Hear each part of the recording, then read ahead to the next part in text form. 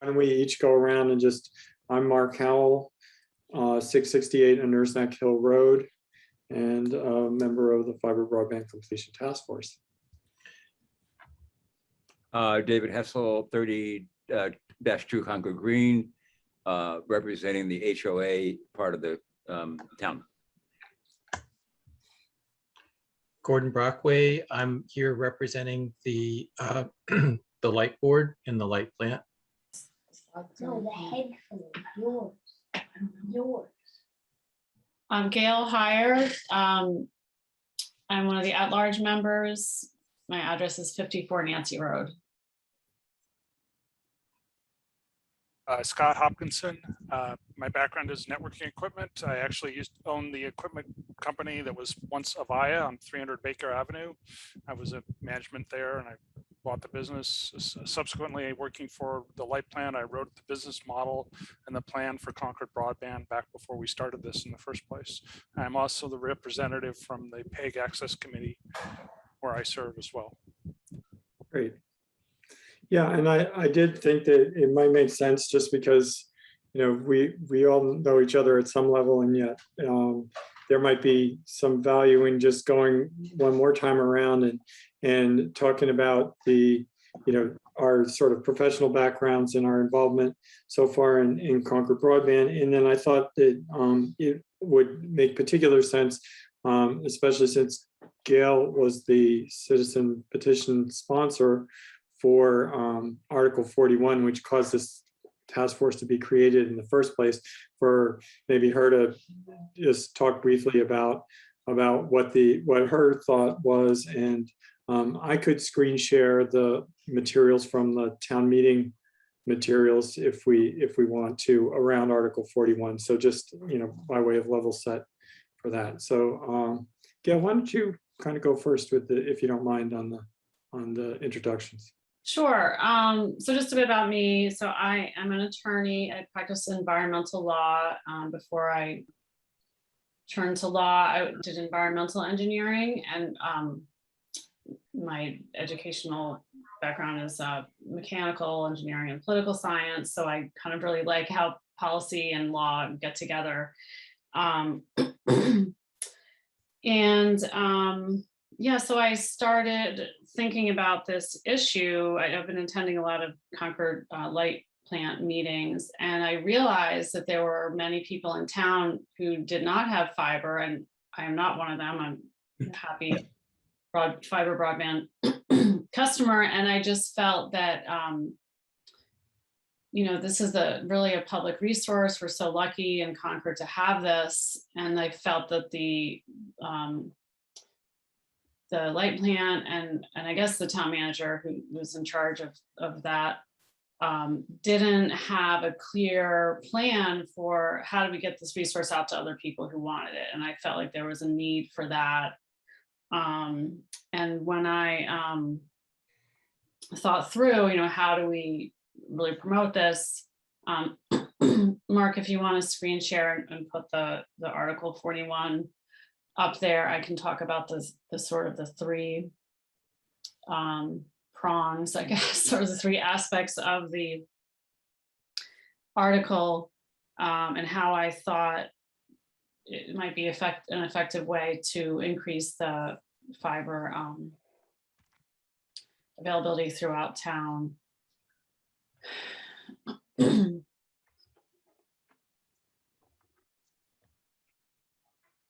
You know, I thought I had that, and let me just bring it back up.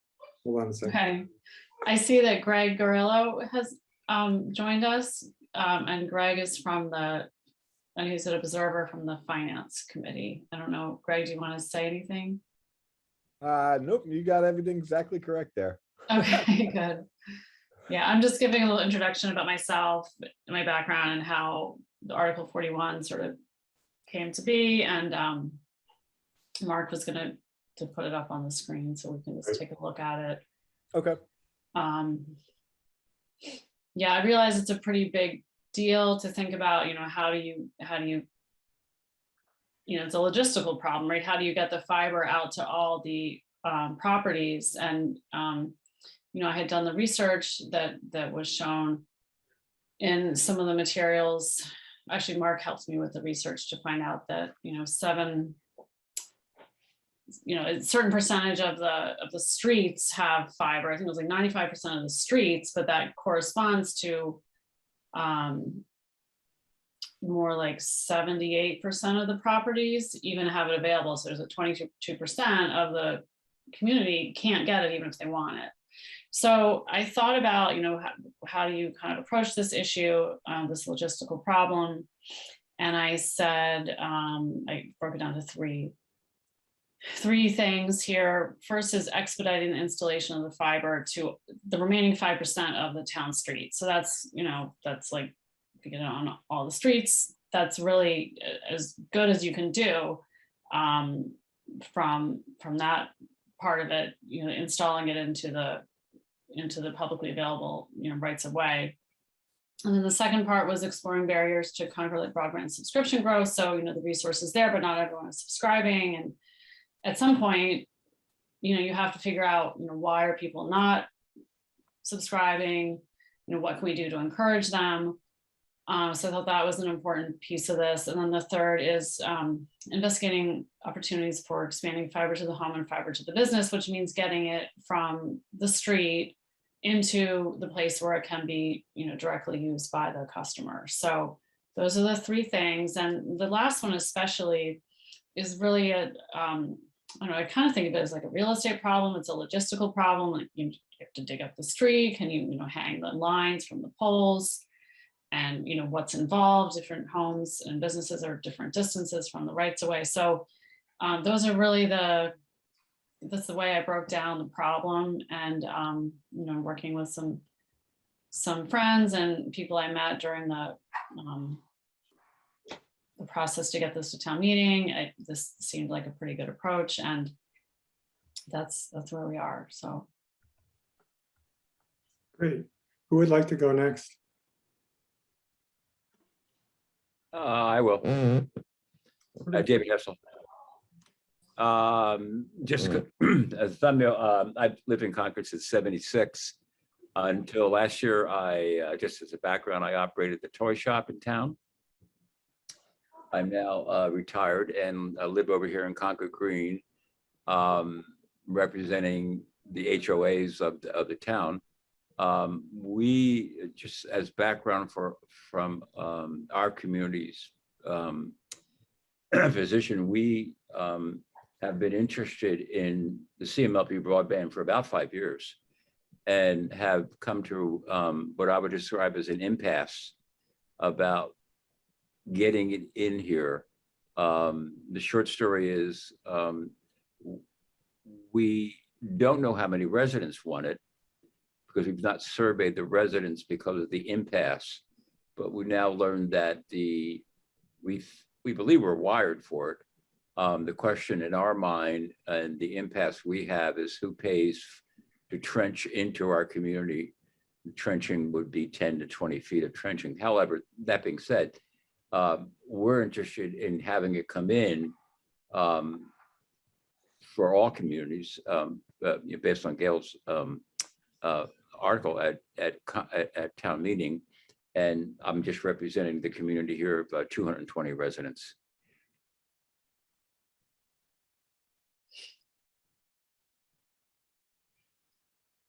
Thanks, David. Yep. Scott, do you want me to go next? Mark, I Go ahead, can't. Scott.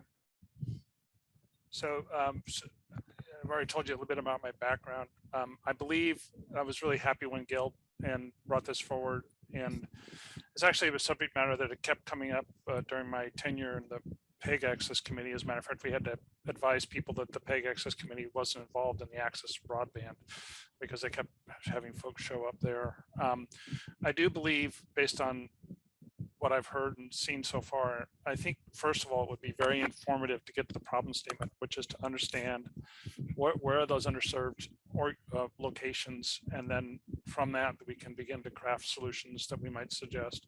I actually previously had worked with another tenant of of Concord Green, who since moved to Hawaii, another technical guy, who had identified the impasse and the opportunity at Concord Green specifically. And there may be a Concord Green, like Kais Road and others, all the multi-tenant housing, I think, falls into a multi-tenant campuses or private campuses, I think, fall into one category that we may want to think about. And again, these may or may not be technical solutions that help solve these problems. The part that I think would be interesting to hear about is to understand the makeup of the 22% that Gail mentioned that can't get fiber even if they wanted it. So that's an interesting piece.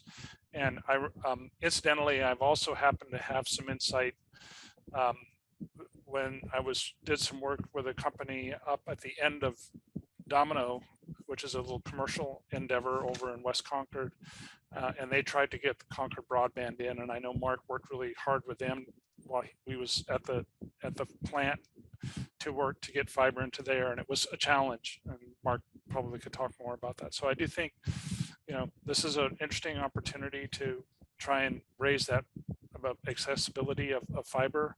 And one of the things I'd like to do early in this is to understand the makeup of that 22% so we can focus on how do we solve those, which one of those do we focus on, or maybe prioritize based on that.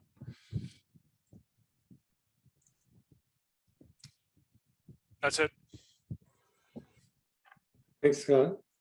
I guess I'll go next, and then Gordon can go.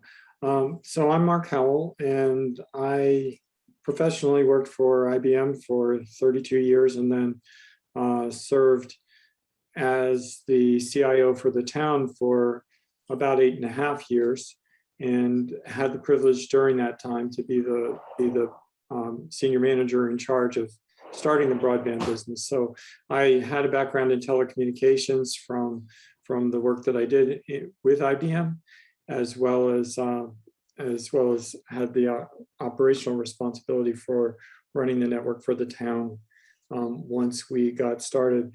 While I was there, and we should mention this directly, I did actually hire Scott as a consultant while we were developing the business plan to take a look at how to launch the broadband business. We did some extensive studies of other community-based fiber to the home businesses, because at that time, which was around 2013, there was some real doubt. Certainly there were doubters about the ability for a community our size to run a broadband business. I think fast forward to today, what we have is a really a going concern that is operating within the light plant, and as such, it's very valuable, I think, to the community and to the light plant. When I saw the article that Gail had crafted and had a chance to talk to her about it, think about it, I did realize that, knowingly or unknowingly, we had, sort of overlooked portions of the town in the design and implementation, and in the interest of trying to get something that we would expect to be commercially successful. And I can see now that was a good set of decisions from a business perspective. It created something that is effective.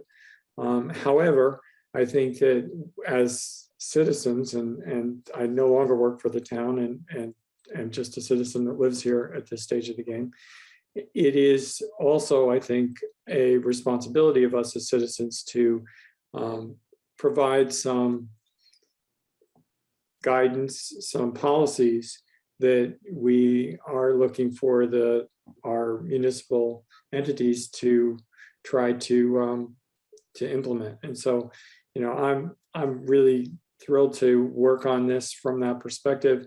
I think I can bring to the table a lot of information about how we started, what kinds of decisions we made, recognizing that I am no longer involved in it on a day-to-day basis. And of course, we'll have to turn to those people that are running it now at the light plant to give us the most up-to-date information. So I'm really happy to be working with you guys.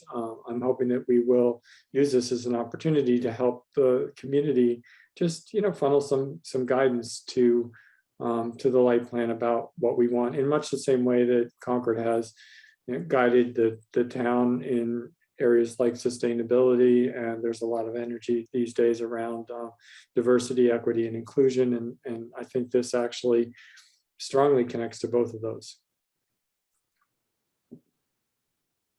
Gordon? Thank you, Mark.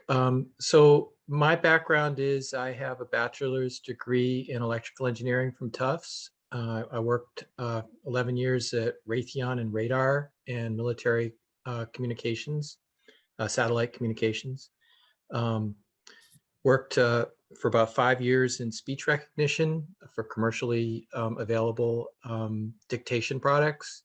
And then for a long time in the networking space at Juniper Networks on a variety of products, including edge routers and core routers, and particularly in the software and systems that are used to manage and configure networks. Then I worked in the enterprise software space for a couple of years.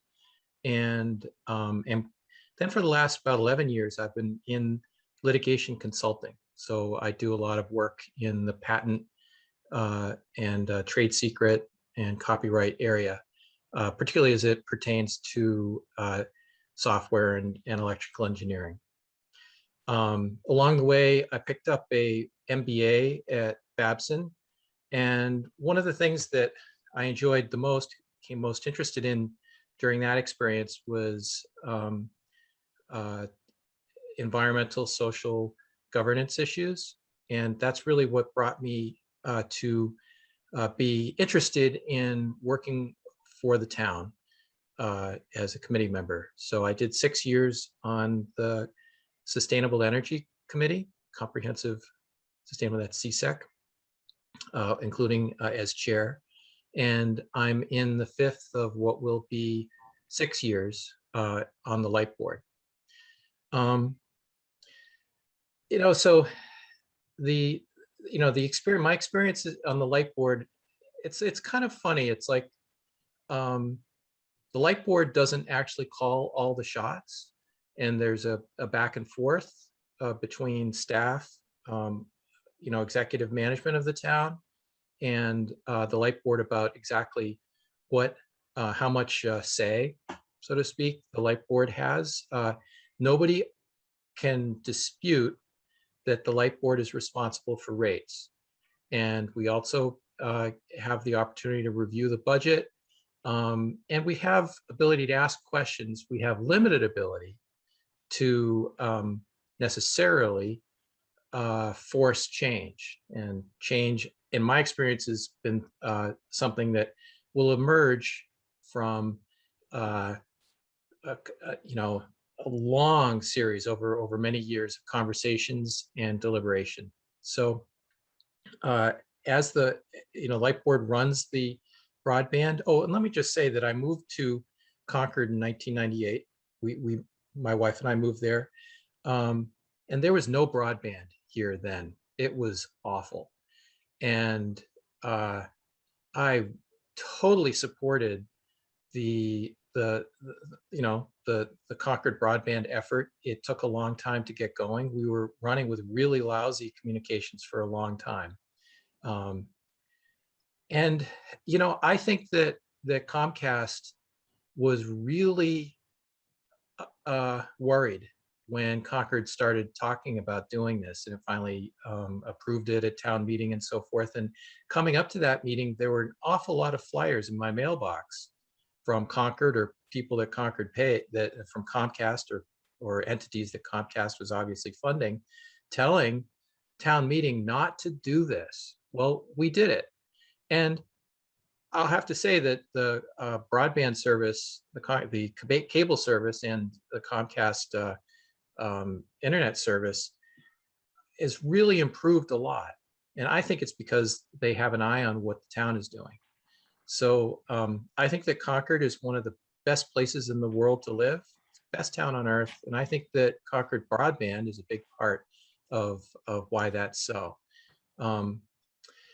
Let me just say one last thing, circling back to the light board, and what my perspective is that, you know, on light board, I'm observing and reviewing budgets and economic performance and operational performance. And you know, I tell you, there was an outage just yesterday. Board wasn't really too pleased about that. There was an outage, an even longer outage a few weeks ago. Again, the board wasn't pleased about that. And we've been asking a lot of questions, and we've been actually getting a lot of responses to those questions, and we're paying a lot more attention to what's going on over at the broadband. But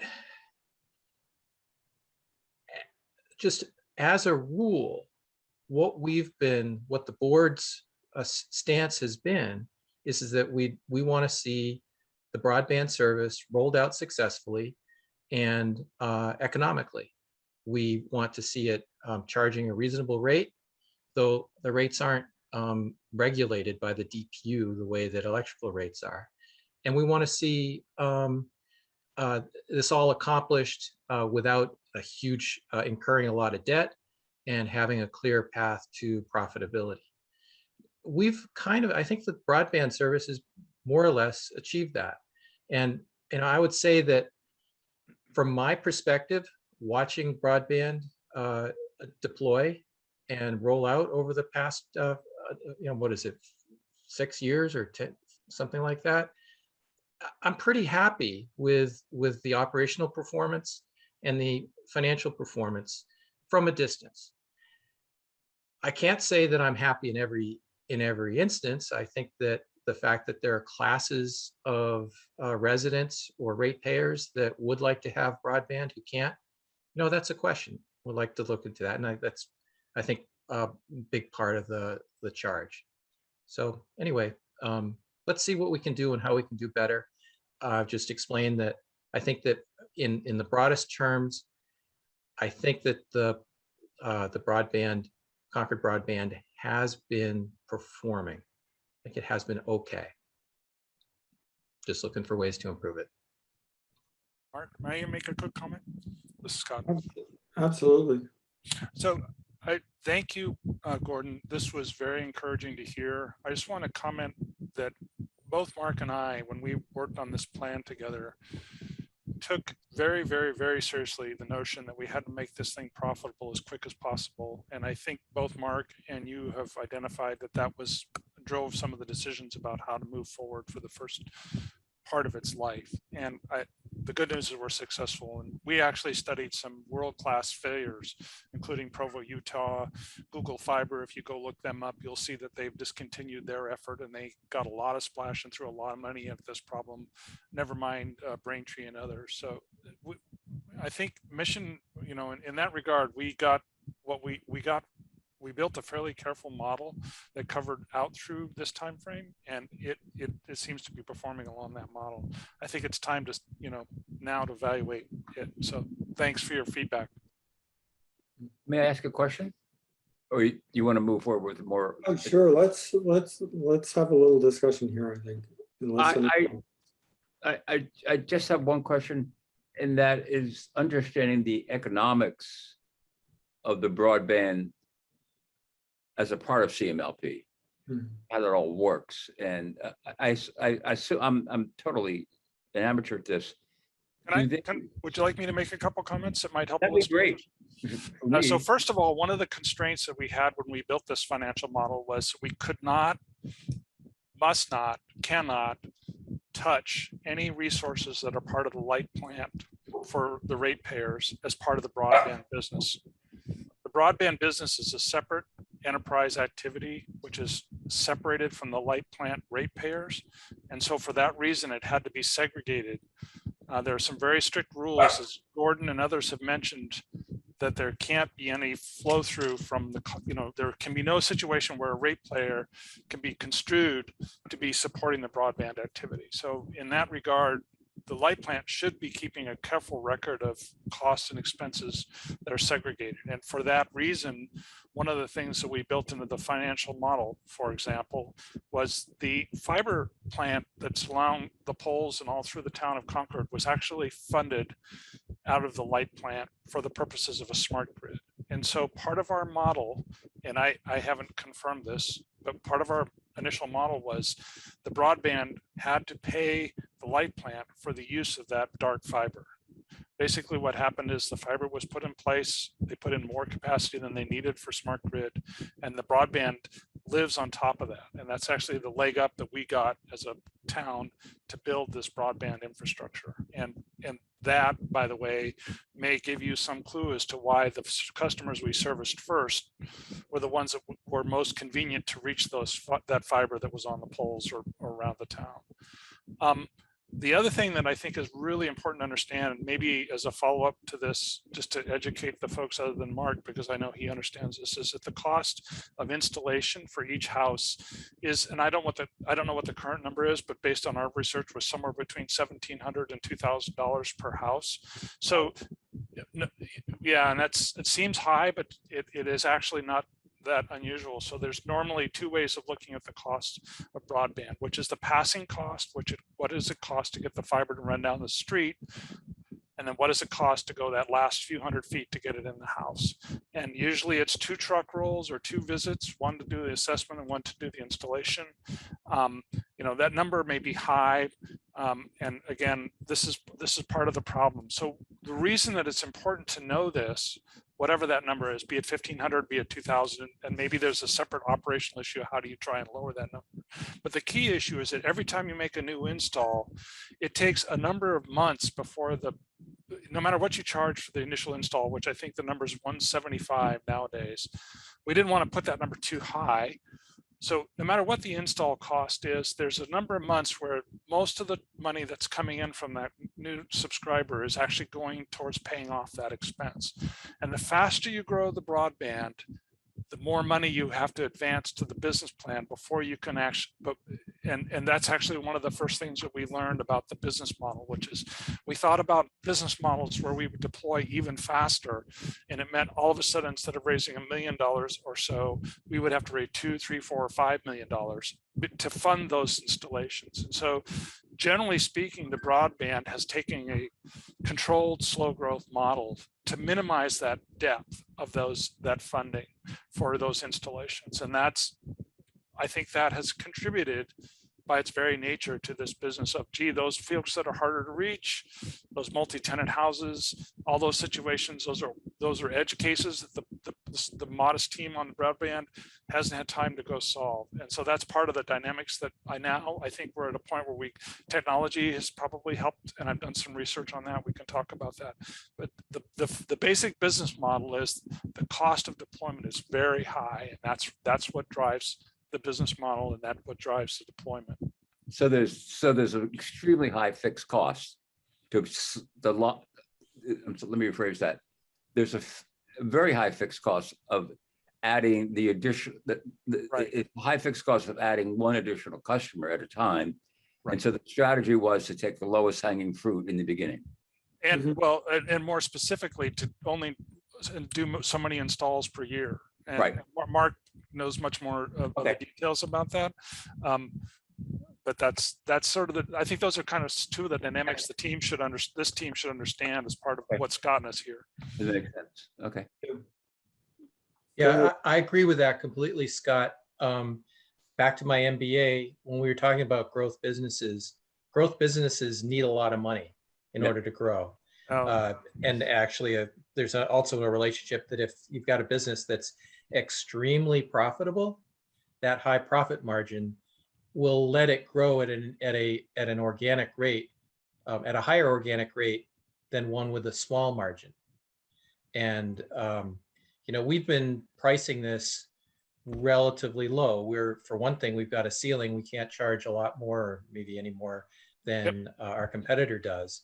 So there's a limit on what that marginal profit is. Anyway, I believe that if we wanted to ask the town to increase our growth rate, we could do that. We could say to the town, let's borrow more money, we'll buy more bucket trucks, we'll have more staff, and and develop the capability Oh, yeah. of installing a large, double as, right now we're maybe doing 30 a month. We could make it 100 a month. Yeah, We I need mean, a bigger facility to do that, but we'd also have to come up with a lot of cash to make that happen too. yeah, Gordon, I guess this is the engineer in me that wants to get the problem statement right before we jump to the solution.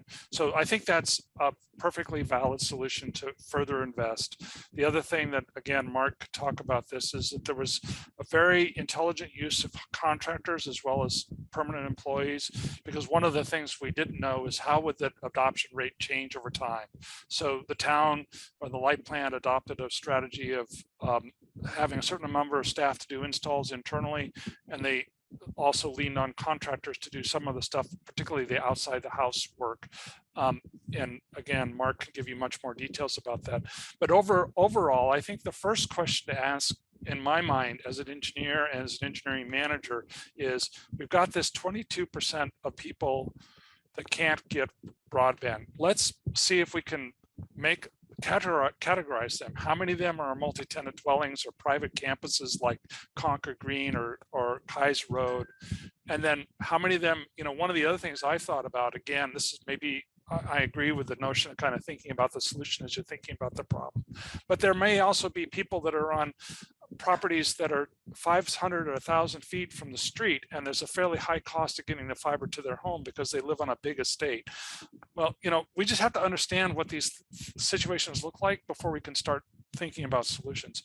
Some of these solutions at this point could be even such things as fixed-based wireless. For example, put an antenna put the optical network touch point, put a fixed base wireless antenna, and then put one on their house. And we're already doing that with our street lights. You may not be aware of this, but as you drive along, you may notice that a lot of our street lights have a little antenna sticking out of them. That's a grid of wireless that connects all our street lights. Okay, so anyway, off subject. Yeah, I think just to sort of, I think today, in terms of what we need to be doing here, is a little bit of housekeeping and some getting started. And then clearly this is a big, there is a big task ahead of us. And I think that we don't have very much time to do that task. So my thinking as we get started is get organized, decide what information we need, who we need to talk to, what sort of questions we are charged to explore, and then try to put together a work plan. Because, and I think that the charge, one of the things that Gail didn't mention when covering Article 41, which I think is really important for this particular meeting, is that Article 41 did require a response for the next town meeting. And it's one of the reasons why I included, I think, in a reference, the town meeting calendar, which is available at the town website. And I do think it's very much an if, there is any action that we feel is appropriate to be recommending to be taken by the next town meeting, that those deadlines start coming up as early as December. So today on September 15th, that gives us a very small number, relatively small number of weeks to hone in on the question and answer it. Now, I personally don't think that everything that has to do with this question really does respond, or maybe even any of it requires specific town meeting action, but nevertheless we are required by the charge, and I'm going to suggest that we look at the charge in a minute, to report in time for this town meeting. So I think we need to keep that in mind. And so one of the reasons why I was encouraging us to get together soon and get organized is so that we can sort of put together a work plan and try and as well as we possibly can understand whether we think we can address the problem, and if the questions that we bring has to do, and we should. So any objections to looking at the charge in a little bit of detail at this point? One of the things that— Oh, wait. I just want to ask Mark, Sure. and this is a point of order. We might have strayed from the agenda We because did. the agenda required naming. Didn't it require naming people first? There's two. So the agenda, and I can bring that up too, and I might as well do that just to make sure that we're looking at it. Oh, okay, wait. Maybe I was wrong. That's the last we one. were doing our introductions, and we did that, and we did a roll Okay. call, and there are no meetings for this minute. There are no minutes for this previous meeting, because this is the first meeting of this committee. We should pick a clerk, someone who will be responsible for generating some minutes for this meeting. And that's I neglected to mention that the meeting has been recorded and is being recorded, and so that access to that recording will obviously be there for someone to generate some minutes. We haven't taken any votes yet, so my personal preference on minutes is to have them outline what got said, not record everything that has been said, especially with the luxury of a recording. So does anybody want to volunteer to be clerk for this meeting? And I do mean for this meeting only so far. We'll get to whether or not we're going to have a permanent clerk in a few minutes. Mark, I can do it, but did you say that we don't need minutes? I mean, there's no minutes from previous meetings. Yeah, in the future, we'll have minutes for hopefully any, but there are no minutes. It's because it's the first meeting, but I'll if you don't volunteer. mind. Okay, so that would be the first thing to record, actually, that we did a call to order, and that you volunteered to be the clerk for this meeting. And we did our introduction. So thank you for bringing us back. And then Gail in her introduction kind of did an overview of Article 41. And then I think the next logical thing for us to do is to look at what did the select board, when they charged this committee, actually write up. They created us. That was what the article required them to do. And they gave us a charge. And so between the Article 41 vote and the charge, I think that creates what we were doing. And then the next thing that we were proposing to do, or what I was proposing that we do, is choose a chairperson who will be responsible for scheduling future meetings and interacting with the town. And if we could, some committees do rotating clerks, some committees have permanent clerks. We can have a discussion about that and then talk about our work plan. So Gordon, did I cover the question that you were raising? Yes, thanks. Okay, great. All right, so let's just quickly go back to the charge, which is just 2 pages long, and has the purpose, which is really to respond to Article 41, which we already looked at today. So that the network can be offered between the town. The GIS data analysis was something that I was familiar with when I was running this. And I did go to the town's GIS department, and we used to keep basically a count of how many parcels. So every piece of property is a parcel, and lots of things are parcels that don't have any inhabitants or buildings in the town. But 5 to 7% of the residential parcels, meaning parcels that have residences on them, are estimated not to have any. In other words, no fiber was ever planned for them. And the result of that was that some fairly large parcels, like the Concord Muse or Concord Green, simply don't have fiber running to them. Some, 100 Kais Road is another one. A lot of the MDUs maybe have, there was a plan to be able to put one strand of fiber there, which would be sort of insufficient. So The design of the fiber plant didn't cover the whole town.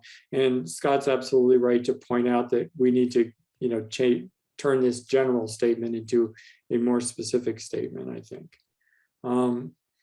And this is what the select board asked us to do, is study alternative approaches to network completion and provide a written record of recommended actions and strategies for the town manager and the select board to consider.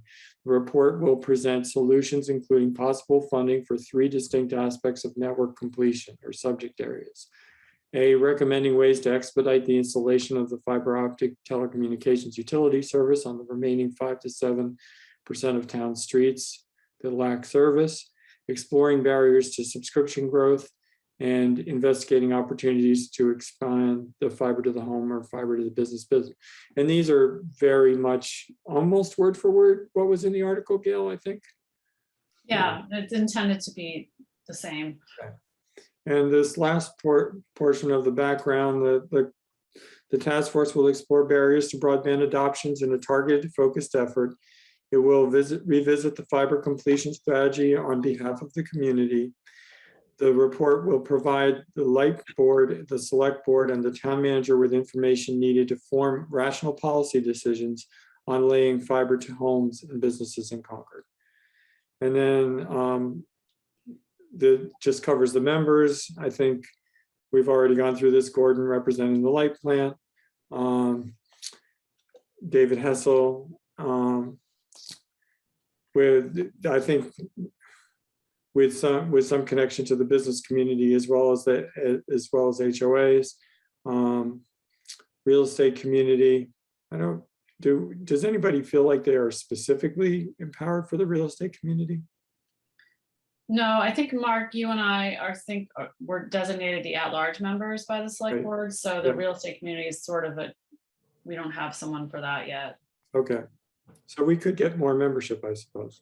Right, yeah, we should probably at some point try to, look into that as our Mhm. tasks expand.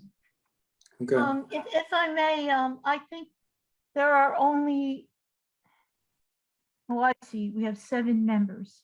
yeah, and we have 5 here today. Are you sure that this is the final version? I thought we took out that part about the real estate. I kind of thought so too, but I did ask Jeremy today for the final version, and this is what he gave. Yeah, I'm not sure that's the final version, Okay. but anyway, okay. We'll double check that fact, because I kind of thought it was down to 5 as well. Thank you, Terry. Yeah, the document you sent out, which I'm assuming you're also presenting, Mark, says approved August 16th. So it might be, yeah. Yeah. So this is what Jeremy supplied me with, and I was a little reluctant to use the draft from the meeting. So it's probably important to clear that up, and we'll make that one of the sort of actions for the next meeting, I think, to make sure that we have that. Nevertheless, even if it was a 7-member committee, with 2 not here, we would have a quorum, so we can proceed, I believe. So here's the duties and responsibilities. Seek creative, forward-looking thinking solutions that acknowledge the existing roles and responsibilities of the town manager and staff of the Concord Municipal Light Plan in providing broadband services to complete the broadband deployment of the town's fiber optic network. This work for completion of the rollout will focus exclusively on our fiber. In particular, the fiber FBCC will not study or explore cellular telephone service solutions or internet access that is based on wireless technologies or small cells, 5G, or over-the-air reception devices. So that's a pretty clear no there, which I think is, yes, Gordon. Where'd that come from? This is the charge that the select board approved when they 'Cause created. that wasn't, I mean, I don't have necessarily the most recent Okay, town warrant version. I don't have Mark, you actually put up on to display to everybody what was approved with markups at town meeting. yeah, Is that when this language is put in there? Yeah. The language about like what the FBCC will not study was added when the select board was exploring the drafting of the charge. So it wasn't part of the warrant. But it's Yeah. Okay. something that was reviewed by the select board when they were drafting the chart. Right, but the charts. again, I know we debated that. I'm not sure this is the, I apologize. I don't think this is the most recent Okay, that we. Okay, so Yeah, let's it just does- hold that. It does seem unfortunate that that limitation is placed, as you know, I've already alluded to that. Yeah, let- well, I think my thought was that we had enough to do, just getting the fiber in the streets and getting it to people's homes if they want it, you know, and if someone wants to take on those other options at some point in the future, that's something that, yeah, anyway, that was my thought, so. yeah. Yeah, okay, Right. And I think it's important to understand, clearly, if we look at the vote of Article 41, it didn't contain that restriction.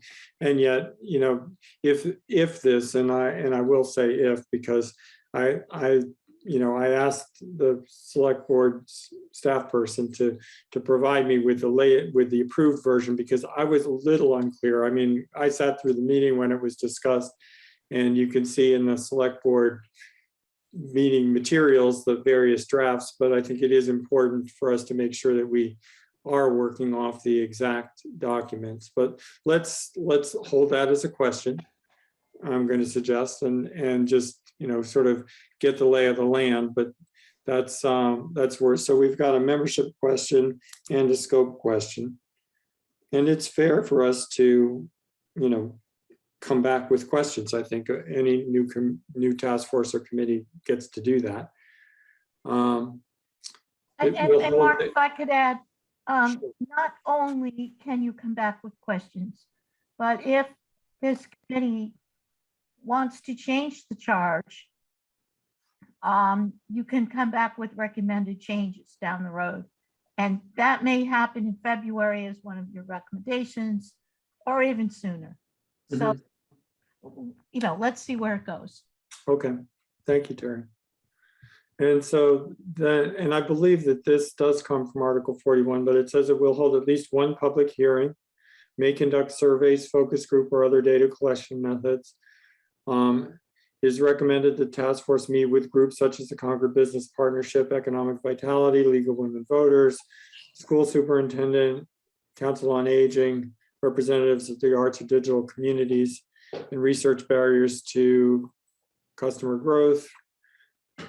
Prior to developing plans for expansion, it is recommended that the task force conduct citizen surveys to ascertain an appropriate percentage of citizens who do not want or participate in using the fiber and why. The task force shall report their findings and recommendations in writing to the town manager and select board no later than February 1st. So that's our hard deadline. The report shall be publicly available, and the light board and interested members of the public should have an opportunity to review and comment it prior to final submission. And the report will be divided into 3 aspects of the completion set, as set forth in Article 41 and Section A. Those being the 5 to 7% of streets, barriers to growth, and the fiber to the home or fiber to the business last mile. Okay. Great. So, it's always good to go to the document. Comments on the charge, anything besides the ones that we already have about, are we going to get more members? And is that in fact the final version? One comment I guess I would make is it seems as if we're given some direction about how to do our job. And, I had actually thought about this from purely a percentage of houses not served or residences not served, whereas some of the direction we were given seemed to be along the lines of, let's go talk to Council on Aging and all the other organizations. It just surprises me, I guess, is my only comment. It seems, is that work that we really need to do? Or is the intent just to make sure that the fiber is available across the broadest community without regards to whether they have interest in it or not? So I guess, for example, what's implied in that direction in terms of talking to that committees is to try and understand of those people that are underserved, that 22%, how many of them would actually take it up if they could have it. You know, it's sort of similar to the David's question for Concord Green, but maybe at a larger scope. I think my thought, and I don't remember where the language about meeting with the different folks came from, but my thought as to why that's important is that, you know, whenever you talk to larger groups, you might get new ideas. So, you know, you could get new ideas about how the connections can be made, or how people could get together and fund them, or, you know, whatever. And then also, you know, by having a broad group of people that get interviewed and their comments get aggregated, you can maybe come up with some really strong policy arguments saying, like, you know, 90% of people who, or 95, whatever, we're really passionate about, this is a resource that everyone in the town should have, you know, so that kind of information going into a report, especially if some town meeting action were to be recommended, that would be a strong, you know, base for taking this or that position, you know. And if people are like, oh, I don't really want to, I don't really, it's not that important. If it's free, I'll do it. You know, if that's the information that we get, then we might want to take some different actions. So that's kind of where I was coming from. Not that, anyway, that's my thought. That's my take on those interviews and those surveys. So it's almost like it would inform that problem statement. Right. Yeah. Also rereading this, and I remember it was something that you and I talked about quite a bit before town meeting, Gil, was, and it's come up in the select board, is we know that there is funding from the, is it the American Recovery Act? So COVID relief funding, in effect, that is aimed at broadband nationally. And one of the arguments for starting this committee was that we thought that this particular task force could quickly look at and try to determine whether or not there are some priorities that would go, you know, specifically in the direction, I think, of economic recovery was one of the things, and education support, I think, is the other, that come really quickly to top of mind when we think about the impacts of the COVID-19 pandemic on the community, and how those might dovetail with some of these actions.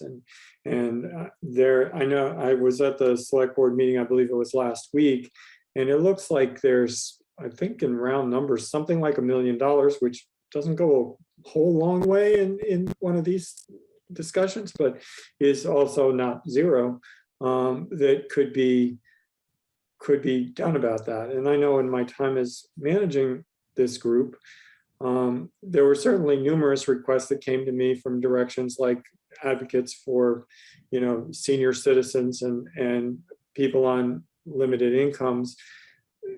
Couldn't we as a town have some sort of program to try and increase the availability of broadband to those of more limited means and economically, and also to support the business community, which we really understand. I think that, you know, Main Street in Concord, meaning, you know, Main Street in quotes, the downtown and commercial areas, do need a certain amount of support if we want to continue to have the kind of community that we have in Concord.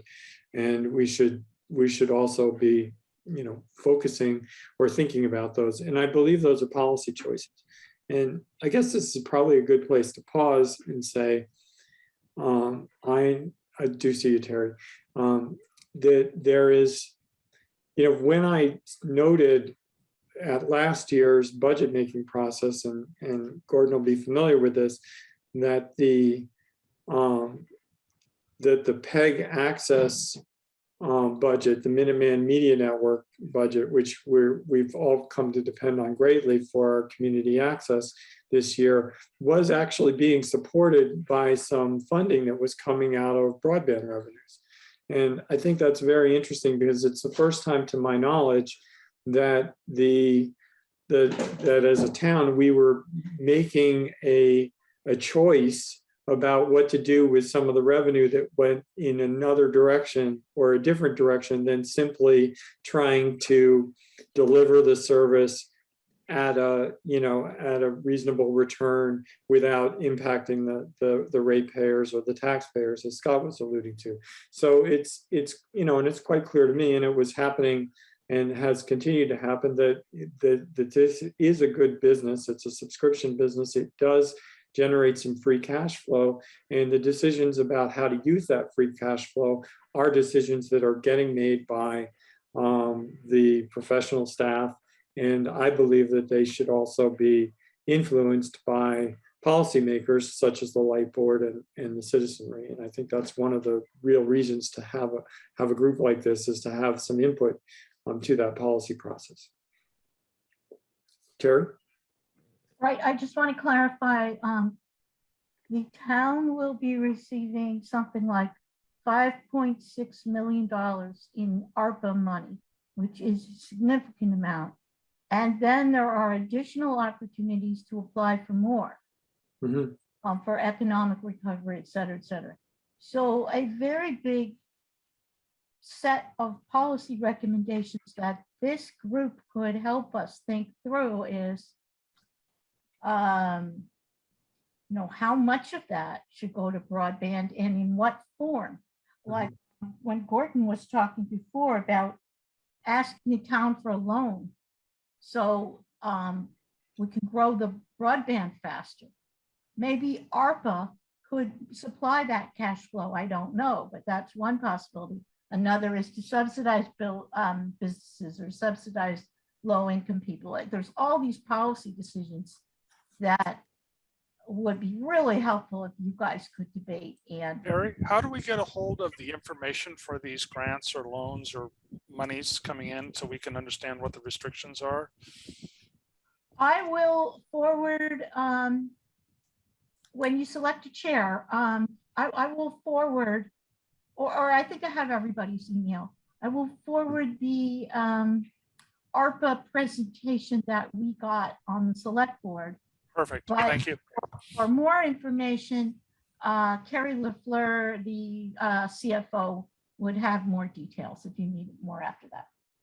Great. Perfect. Yeah. And By the way, just passing comment, not that money isn't cheap for the town because we have a great credit rating, but we could also pay down our debt with that money and then operate, be very conservative. That would be another possibility.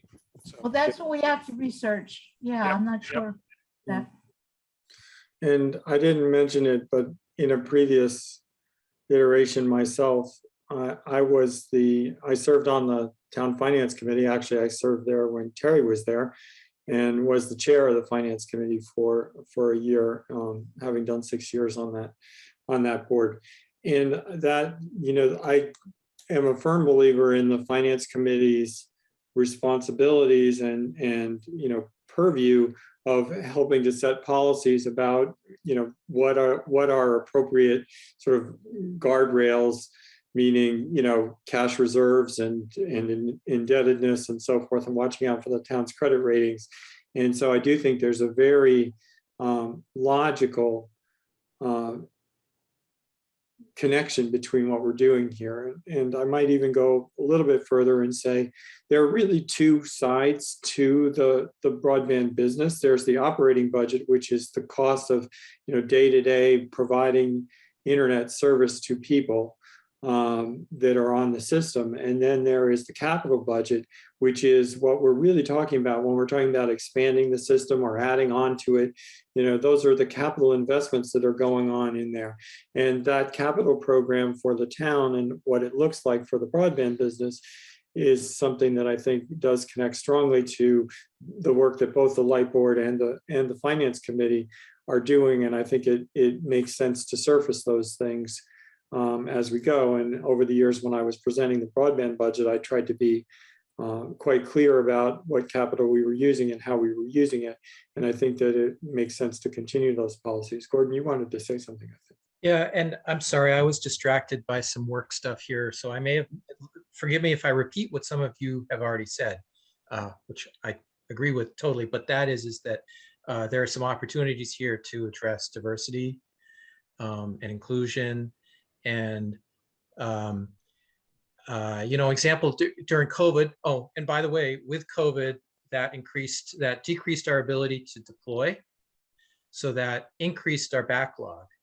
And in a sense, you could kind of view the problem as being a backlog that's too large, right? That maybe the takeaway from this study is like, hey, broadband service, try and find ways to shorten up that backlog. Put another way, that if someone is interested in our service and asks for it, that we can turn it around and give it to them quickly. Anyway, that's just a very broad way of looking at it. Then within all of the different people that might be asking for the service, you could look at them as representing different groups. We've got David here, who represents, as a resident of Concord Green. So there's the apartment dwellers, condo people, that kind of facility. There could be, poor people.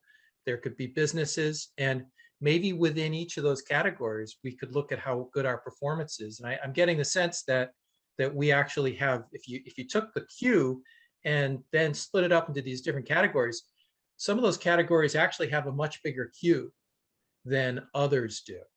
Mhm. And so in effect, we're serving some elements of the Concord populace better than others. Oh, go ahead, Just David. one question, and I'm looking at the calendar, looking at the timeline, and is our charge and the timeline reasonable? Hmm. I'm, because Short question. I look at holidays and say, you start losing time between Thanksgiving and Christmas. And I think the first reports due around that time. And I always try to say, can you do justice to the timeline and justice to the task? Yeah, I mean, my thought is at this point, we can give some piece of work, but one of our recommendations is we need more time. Thank you. So I certainly agree with you. And the other comment I was going to make, which dovetails nicely into what you just asked about, David, is our PEG Access Committee also conducts surveys about the coverage of our public access television. And I'm just talking from memory at the moment, but it typically takes us 3 to 4, closer to 5 months for that loop time between crafting the questions for the survey, which we have to be very careful of. We actually get it included in the town survey. So the town has a broader survey that we get to put some questions on, conducting it, gathering the data back, tabulating it, blah, blah, blah. I mean, that's why I was asking that question, to be honest with you, because there's 2 ways we could come about this. One is we could go do that work as a precursor to qualifying the data that we already have about our problem statement, which our going in problem statement is we need to address 22% of these properties, and somehow we'll have to know what those are. I don't even know what those 22 look like. I'd love to know. The second part is what percentage of those 22% would actually take the service if we could offer it to them, and then how do we address those? That would be a nice thing to know. But it changes the scope, and maybe that's what we say back to the select board is we can say, hey, we've looked into, we've identified some low-lying fruit and multi-tenants and private campuses of like Concord Green and Kais Road and Concord Muse. We've thought about some of the other things, and we've started this process on the survey side, but we need more time to finalize the work. I mean, that may be all we can do in this time frame. Okay. Thank you. Certainly one of the possible outcomes. Good. And I didn't put a specific end time on this particular meeting, but I also, want to be respectful of people's time. So in my head, I was thinking something like 90 minutes or so is I think a good amount of evening to ask of anybody, but we should go. So we've had our discussion about the charge. We clearly have a lot of work to do. I think that in terms of organization, allocating our time in subsequent meetings and topics and getting access to subject matter experts and trying to structure this is going to be very, very important to sort of be efficient and make sure that we don't just end up circling the airfield until we run out of time in this case. Right. The most likely thing. So in the interest of organizing rather than sort of diving in. I thought that it was also a good idea to have a certain amount of discussion and get a chance to sort of get to know each other a little bit before we just went off and said, okay, who's going to be the chair, who's going to be the clerk. But if people are ready, I think it might be a good point at this stage to have a discussion about having a chairperson and, you know, and a clerk, and then discussing what we might do on a schedule for meeting, given the short amount of time that we have. Can I make a motion that we open nominations for a chair? Second. We can. We just did. Okay, Oh, so if that's okay, then I would like to nominate Mark Howell as the chair for Second. this. Second, Is there anyone else that has an interest? does Mark have an interest? I would be willing to serve in that way. Thank you. Thank you, Mark. Okay, so then let's have a vote and then we'll be done with it. Sorry, cut to the chase. Okay. So it's a Zoom meeting, which is virtual, and so votes need to be a roll call vote. So I'll just call a roll since I'm the subject of this vote. Gordon Brockway, Yes. Gail Heyer, Yes. Scott Hopkinson, Yes, David Hessel, Yes, and Mark Howell, myself, aye. So that's a vote and that's unanimous, and thank you for your support. So given that, I would actually nominate that Gail at least temporarily be our scribe, as she's already volunteered to do so. I would dispute the term scribe. Oh, sorry, that's my bad. But So, I mean, I don't know if Gail's willing to do that on a longer term basis. Maybe she wants to think about it. Yeah, I was thinking it might be nice to have the what do you call it, option to switch the role out. I mean, I guess, is that something that can be done at any time, or do we need to put Well, an I outsource on can it tell now? you from what we do on the PEG is if the person who's normally doing it is not available, others can volunteer to do it for them. So that's how we've done it on the PEG. Mark, you may have other, Gordon, you guys may have other experiences with other committees. Mhm. Yeah, that sounds right. I'll just say that I'm already, well, I guess I'm serving on the light board and I'm the clerk over there. So I'd rather not take on another clerk role, but certainly in a pinch, I can fill in for whoever Yeah. agrees to take this. I would make that commitment as well. as I would do. So I think, given that, if Gail's agreed to do this meeting, which we really appreciate, if she's willing to be considered to be the clerk, that would be also very much appreciated. However, I would also, I know that is in many ways the heaviest lift in any committee. And so I would encourage people to volunteer and make it easier. I do think that it would make sense for us to use recorded meetings and that thereby lighten the load of the actual minute taking to be an outline of what occurred, not necessarily a blow by blow of what happens, because that's difficult to read and not necessarily useful.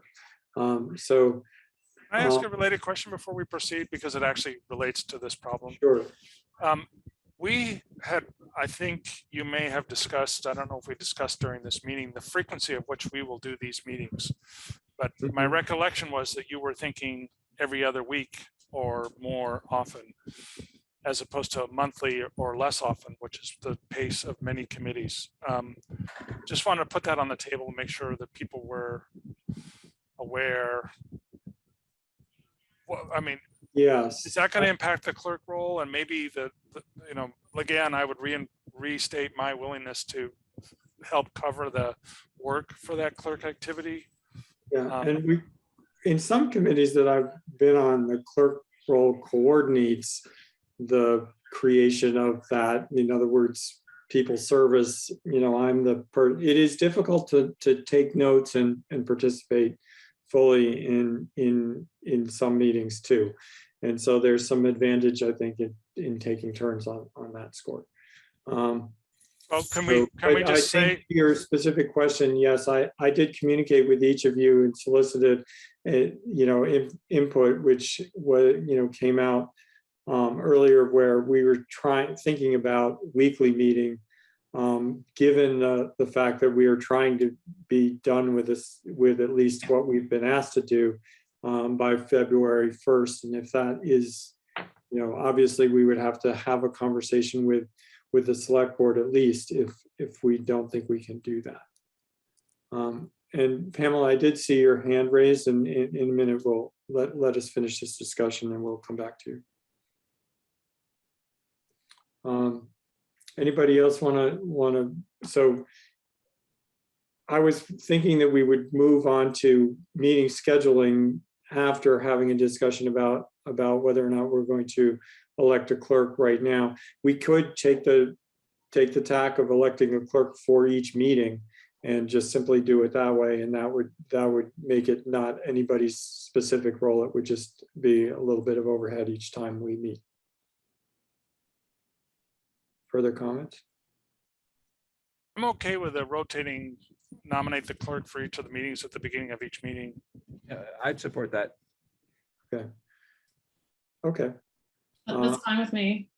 Okay, so then I don't think we necessarily need, we probably don't need a motion at that point. We can move on to discussing.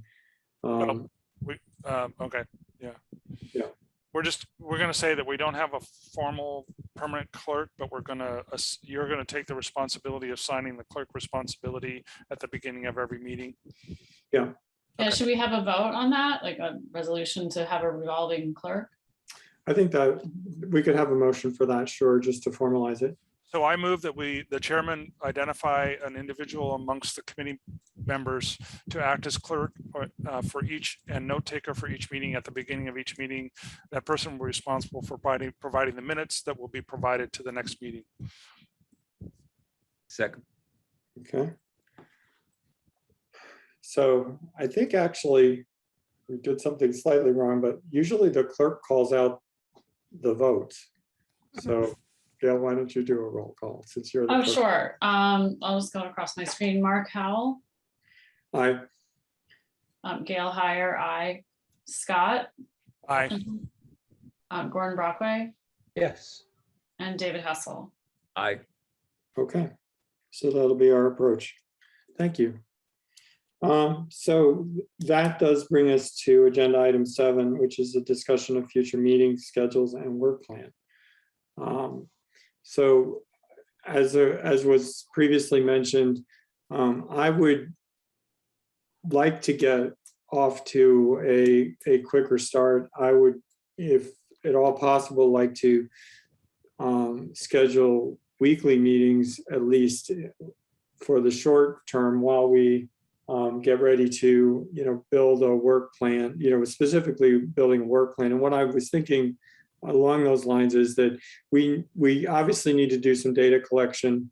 I think we obviously need to do some more scoping of what areas we really specifically intend to look into and can benefit from inviting town staff or subject matter experts or community experts, of which there are many, to discuss some of these things with us. And so what I would propose we do is to maybe plan a series of meetings and then look at how we might fill that schedule in.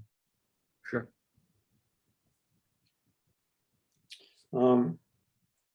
Any other views on that?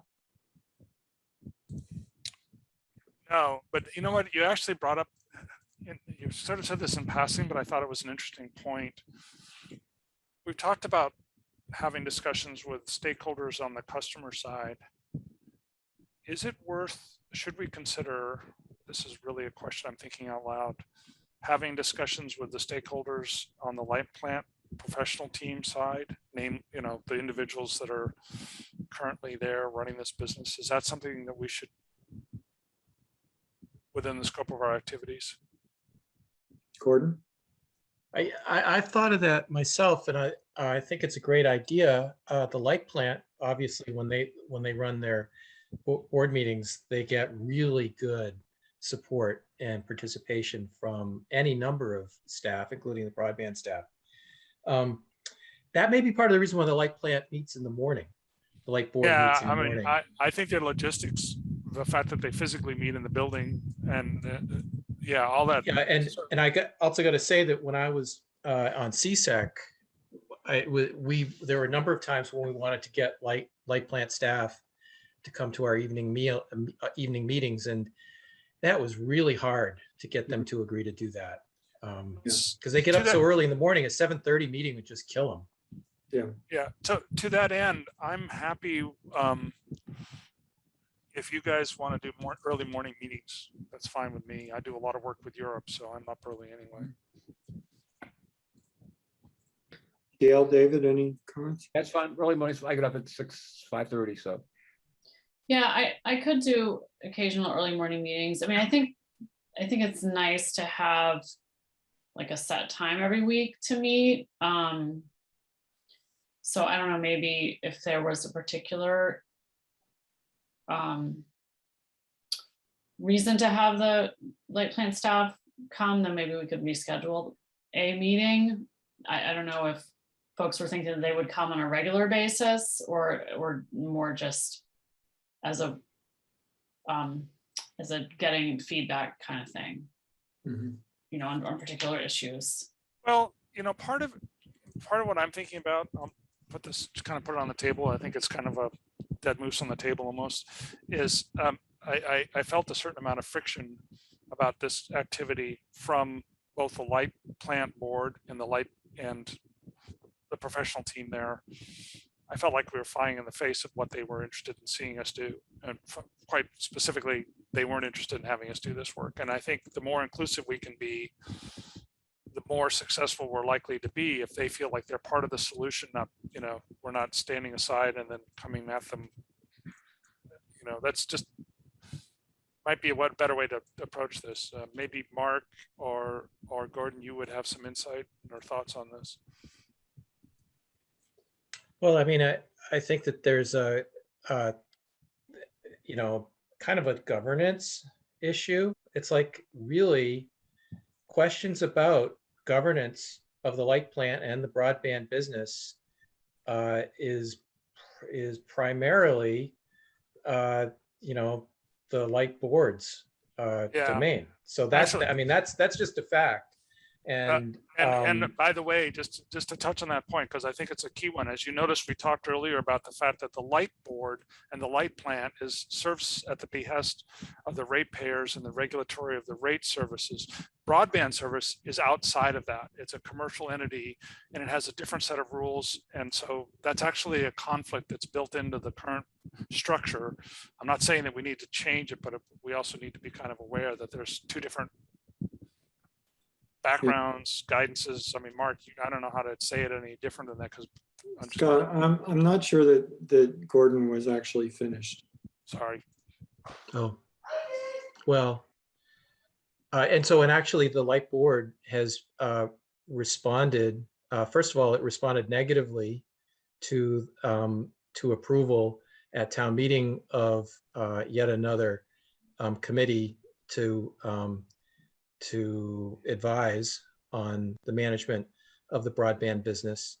And then since it was approved, the light board has responded by increasing the amount of meeting time that's devoted to broadband issues. So anyway, Yeah. Nevertheless, you know, it's like I said, and I voted against it myself, but I said that it's certainly a valid thing for town meeting to ask for more, you know, responsiveness or more, you know, whatever. And the authority for that comes from the town. And I love it. I love Concord. Concord's the best town in America. I love living here, and town meeting is a big part of that. And I totally support the rule of the people. So, hey, here we are. And I think that we're going to do a great job here. Gail. I wanted to make a point. One of the things that was in a version of the charge, I don't know if it's in there now, was a comment of, respecting the roles of the light plant staff and the light board, and, they have jobs to do and we're not trying to do their job.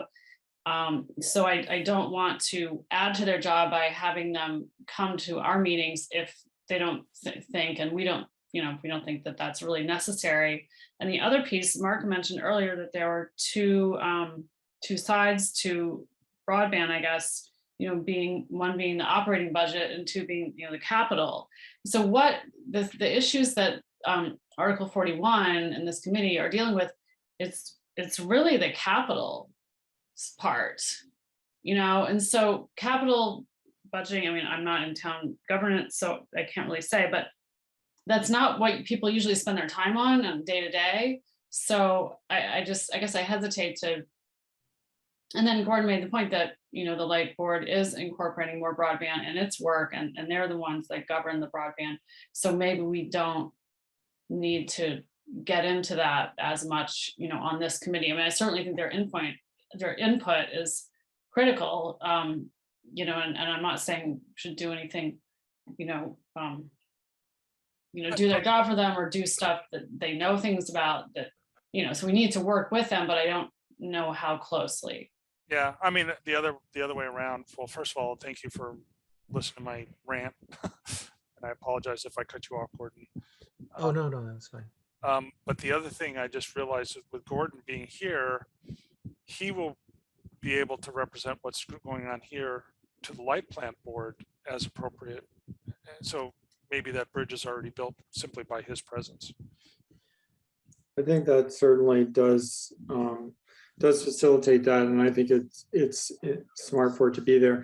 And I did make the comment earlier, and I'll probably keep on saying this. It is to some extent about policy, and it is up to, for example, if we are talking about a capital program that might involve some indebtedness, town meeting is the place where the town chooses or doesn't, or chooses not to incur debt for the most part, for major capital projects anyway. And this certainly in some cases could be a major capital project. And so I think that our lane to a large extent is a little bit more strategic and definitely leans in those directions of the policies and the principles that are associated with how the enterprise itself is conducting business, to implement what town meeting really wanted to see, what the townspeople want to see when they built this business. And I think it's a good time, 10 years on, to re-articulate what the town's expectations are for the broadband business and how to set those goals going forward. So we're back on a good discussion about what we're about, which is very important.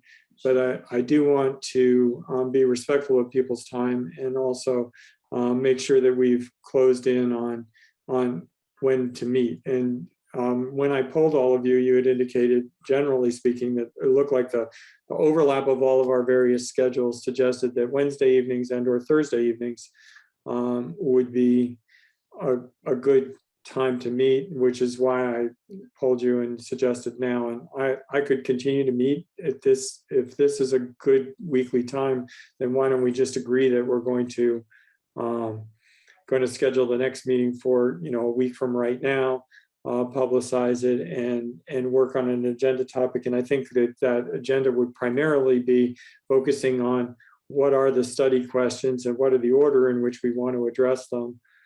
Certainly there's documents that are available to us. The enterprise budget book is very useful and informative. I wrote every one but the last two, so I could talk through them till you guys want me to shut up. But those are useful. I think that they're certainly going question by question in terms of identifying what are the parcels that are not served and what are the impediments. I'll just give you an example of an impediment that I know hasn't been mentioned yet. When we were asking people whether they wanted broadband, I think the number was around a third of the people who indicated an interest or placed an order ultimately didn't do it. And the primary reason was the same reason that's going on in Concord Green, is they didn't have underground conduit. They were in an underground area and they couldn't afford or couldn't find a contractor to underground their fiber service. So they walked away. So we have a significant number of people all over town who've chosen not to because of our policy about how to handle underground fiber installations, which basically is the homeowner has to do it themselves. And that would be one of the barriers to growth that I'm aware of. Hey, Mark, I have a Concord Green board meeting next Wednesday night, so I Yeah. may join you late or depending Okay. on how the board meeting lasts. Yeah. Or the Thursday is also a time that some people indicated they were available. Would Thursday work next week for people? That would be the 23rd, I think. Actually, Mark, for me, when Thursdays have become better than Wednesdays because of my new job and a standing meeting on Wednesday, but Okay. I was willing to deal with it. But if it's equal for everyone else, Thursday would definitely be better for me. Thursdays are better for me too. Gail Gordon? Yeah, Thursday is fine. Yep. Instead. And generally, I'd prefer the same day. Yeah. Just be easier to keep track of. And I Yeah, can meet fairly frequently. Okay. So, Yeah, next Wednesday is actually the light board stakeholder meeting about the advanced meter project. So which I think is of interest to gosh. all of us, I gotta actually. go to that. Okay, so how about we move to Thursday? Is 6:30 a good time? Yeah. Okay. Yeah. And, I tend to start to, 90 minutes to 2 hours is 90 minutes is usually better than 2 hours, I think. It'll keep us focused and keep us moving. So if that, let's assume that it's going to be 90 minutes starting at 6:30 and on Thursday, the 23rd. And can we say, or do we want to say that it will be either virtual or hybrid for some period of time? So I know the select board room was available to us, but I also, recognize the advantage of the virtual meeting from people's flexibility and schedule. I do think that we would benefit from doing some in-person meetings, and certainly when we get a public hearing, we will want to do a in-person, or at least, hybrid in-person meeting. I think is probably going to be appropriate, but let's assume that we're going to do virtual for now. Unless somebody thinks we really need to. No, I'm fine with that. I just wanted to Okay. confirm. Thanks. Yeah, we might want to maybe even pencil in a hearing date and start the publicity process for it pretty soon. If we can do it enough in advance, we could maybe get a insert in the flyer, get some notifications at various board meetings or whatever, and just sort of get the word out. And we need a little bit of lead time to make that work. Okay. I'm curious, and Mark, you would probably know the answer to this. Does the town have a mail? I think we had to avoid this for surveys in the past, where we had to make sure that there was, for those that didn't use email and whatnot, we had to have a paper way of doing things. But so I don't want to spend too much time on this, but is there an email list for those folks in town if we wanted to start an informal survey of any kind and wanted to do it faster? Yeah, I think that there's been SurveyMonkey and other tools that have been used. I know the light board has been doing a survey process as well. So clearly we're going to need to discuss, I think we need to discuss the objectives of the survey and It's trying to capture. Yeah, right. I'm sorry. I just out of order. Thanks. Yeah. Okay, so. Okay. Yeah. All right, so I think we've decided on a time, and we've got what I would propose to do here is to set up a draft agenda, which will probably be aimed at identifying topics and grouping them into a meeting schedule. And I think if we spend time next week doing that, we can come up with an outline of a work plan. I thought that, today was probably going to be consumed pretty well with what we've already done, and I think we made good progress. So, I'm inclined to take some public comments if there are some. I see there are two folks who joined the meeting since Greg did, and then maybe move to adjournment with the agreement that we'll meet again next Thursday, unless someone thinks there's something else that we really need to do tonight. Okay, does anybody have any public comments? Okay, Pamela Dritt, would you unmute? Hi, Pamela Dritt, 13 Concord Green, Unit 4. I'm reminded of the woman who was our first Secretary of Labor, who was put on a task force to try to make the Triangle Shirt Factory disaster never happen again. And she expanded that to be how to make life better for all workers. And it ended up ending child labor and starting a 40-hour work week, and all of these things that we take for granted, but didn't come into effect until, like 1930s and 40s. I think public access to broadband, wired broadband, is a real public good and a part of education. I encourage you not to be so strictly limited by your charge that you don't consider the overall important implications for life in Concord, like you so beautifully described, Gordon. Thank you. The things that we could get from pretty much universal fiber optic broadband here in Concord, and also to think of it in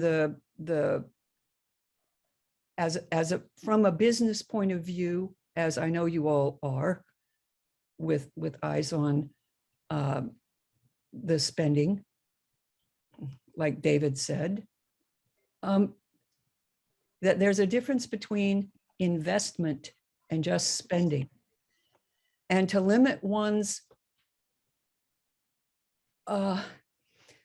consideration by putting arbitrary dollar amount limits on something, I think is the wrong way to do it. Rather look at what the goals you want to accomplish are, and how then could you do that for the least amount of money. So just good luck. Thank you. And Thank you, please Pamela. consider the big pictures. Comments you. about Bacon. Thank you. Terry. Thank you all again for serving on this important committee. This is really going to be great. And I just want to comment on something that was said early in the meeting and then came up later about the time frame. If the select board had its druthers, we would have given you a much longer time frame, but we're limited by the Warren article. So we fully expect you will not solve the whole universe by February 1st. As much as you can do is great. And if you need an extension or a change in your charge or whatever you need, I want to say again, please come to us. Thank you, Terry. We appreciate that. Anyone else? Okay. Seeing no further comments, entertain a motion to adjourn. I motion that we close the meeting for tonight. Second, Seconded. And a roll call. Scott Hopkinson, Gordon Brockway, Yes. David Hessel, Yes. Mark Howell, I'm really looking forward to working with all of you. So yes, and thank you. and Gail hire. I'm just really happy to be here since I was the one that proposed this article last spring, I guess. So it's exciting to be moving forward. So thanks. Yeah. And one brief, I think everybody here is familiar with open meeting law and what it means, but we will need to set up an agenda for future meetings. Communicating directly with me about what you would like to see on the agenda, particularly next week and the future, is fine. We cannot engage in email conversing across of all of us, and that's all in the booklet that you all received when you went to your swearing in. So we'll set that up, and I'll be communicating our status back through the town clerk to make sure that our agenda is posted at least 48 hours ahead of time. So send the ideas in. Let's put together a list, and we can, I think one of the things that we will definitely talk about next week is what's on our agenda and when we might want to slot which topics in so that we can just discover that. But I think right now I'll just put out a request for, any idea is a good idea at this stage of the game, and we'll collect them all and I'll bring that list back to us next Thursday. Just to clarify, we can email you questions that we want to put together for the discussion next week. Right. We just can't engage in discussion of those. No, I understand. Okay. Well, it's okay for two people to discuss anything. Right. But you can't have one of those persons say what the other members of the board are thinking and then indirectly circumvent the prohibitions on offline discussion. But I'm open to, actually, if anybody wants to talk to me one-on-one, not in the form of like of canvassing a vote or anything like that, or gathering, what the sense is outside of this meeting, but if there's a specific topic that you want to talk about, you can do that one-on-one, as long as it doesn't like snowball and become information that's being passed back and forth about what other people think. Right. Okay. One more thing about that is where committees get hung up on. I've sent that ARPA information to Mark and asked him to forward it all to you, but you don't want to reply all and say something like, oh, I like page 82, line 3, don't try not to reply all, because that's how we get in a violation. And my communications will be on on logistical issues, like when to meet, who's going to be there, that kind of thing, what we're going to talk about, but not actually talking about what we're going to talk about. Okay. To the extent too that we could have materials distributed before the meeting, and all of us can have a chance to review them, and that's not a discussion either. Right. Okay. And I was thinking that I may talk to town staff about whether or not we can actually get something posted on the website, similar to other committees, where we can have the meeting materials in one place where you can just click the link. Because I personally feel strongly that members of the public who join these meetings should have access to the same materials that we're looking at as a committee, so that they can also weigh in an intelligent way. It always bothers me when I go to a public meeting and people are heads down looking at something that I have no idea what they're talking about. Okay. Have a great evening, everyone. Hey, Mark. Yes. Mark, it's David. Before I have a question which is totally unrelated to this. Can I ask you the question, or do I have to call you? Maybe if it's totally unrelated to this, just call me. My home phone or my cell phone number is in the email that I sent you, or else. It is. Okay. Do you mind if I call you now or later? Now it's fine. Be 2 minutes. Okay, great. Thanks. Appreciate it. Okay. Bye. Thank you. Have a good night. Thank Good you, night. Terry. Thank you for being here. Good night. Good night. All right, everybody. Thank you. Good night.